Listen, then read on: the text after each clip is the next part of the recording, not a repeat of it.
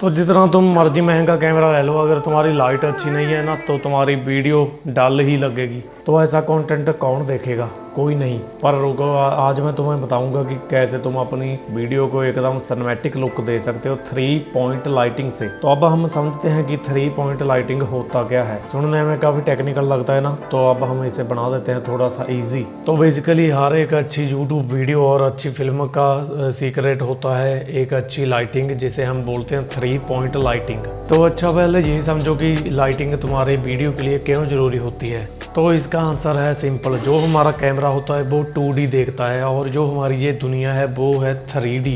तो basically light का काम यही होता है कि तुम्हारी 2D शॉट में 3D डेप्थ क्रिएट करना, मूड लाना, ना कि लाना रोड्स। और 3 पॉइंट लाइटिंग इसका बाप है। इसमें 3 खिलाड़ी होते हैं। तो अब हम बात करते हैं एक एक करके इन तीनों खिलाड़ियों की। तो अब सबसे पहले हम बात करते हैं की लाइट की। की लाइट तुम्हारी वीडियो की हीरो लाइट होती है, जो तुम्हें 70% लाइट प्रोवाइड करती है सब्जेक्ट को लिट करने के लिए। अभी जो तुम देख रहे हो, मैंने 45 डिग्री पर अपनी की लाइट सेट की है। तुम्हें भी अपनी की लाइट को 45 डिग्री पर सेट करना पड़ता है, ऐसा थोड़ा सा ड्रामेटिक लुक क्रिएट करने के लिए अपनी वीडियो में। और एक छोटी सी बात और, जितना तुम्हारा लाइट सॉफ्ट होगी ना, शेडोस उतनी ही कम आएंगी। अगर तुम्हारी लाइट हार्श होगी तो ऑब्वियसली तुम्हारी वीडियो में हार्श शेडो क्रिएट होगी, जो कि बिल्कुल अनप्रोफेशनल लगेगी। और अगर तुम्हारे पास सॉफ्ट बॉक्स नहीं है तो तुम जुगाड़ कर सकते हो, 5-in-1 रिफ्लेक्टर बाय करो। रिफ्लेक्टर होता है ना, वो पहले तो तुम अपनी की लाइट ऑन करो, उसके बाद एक साइड तुम रिफ्लेक्टर रखो, स्टैंड पे हैंग करो किसी भी तरह मैनेज करके।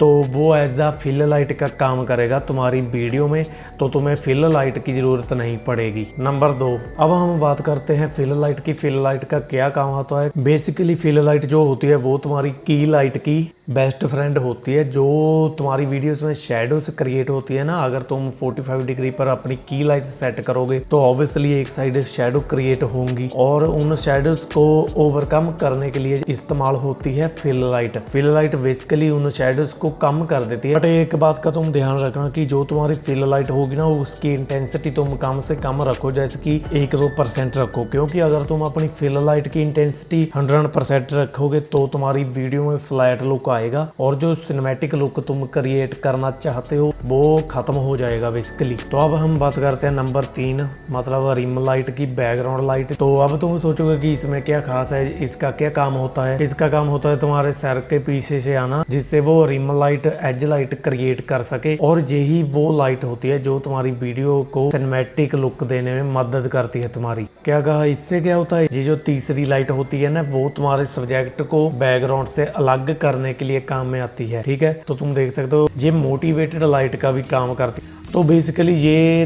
तीसरी लाइट जो होती है, जिसे हम रिम लाइट, एज लाइट बोलते हैं, वो तुम्हारी वीडियो को प्रोफेशनल लुक देने में काम आती है।